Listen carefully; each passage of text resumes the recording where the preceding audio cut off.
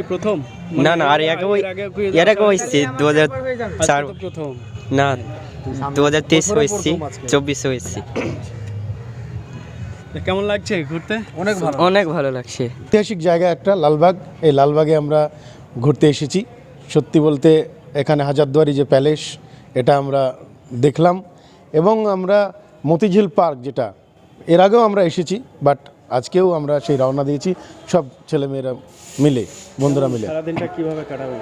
অসাধারণভাবে কাটলো। শহর মুর্শিদাবাদ ঘুরছি এবং তাদের পুরানো সব মতিঝিল, খোশবাগ, লালবাগ এসব ঘুরলাম, খুব ভালোই লাগছে।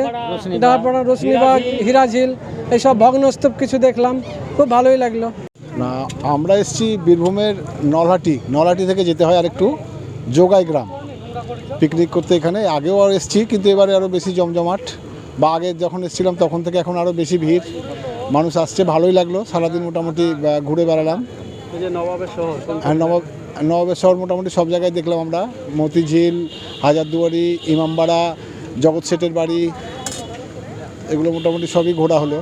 এই তো হাজারদুয়ারি ঘুরলাম, মতিঝিল পার্ক যাবো এবার, আরও অনেক কিছু আছে তো জায়গা দেখার। তার সঙ্গে কি খাওয়া দাওয়া এখানে? খাওয়া দাওয়া এখানেই, রান্না বান্না এখানেই। আর প্ল্যান কি আছে? এবার মতিঝিল যাবে সবাই। কেমন এনজয় কেমন করছো? ভালো।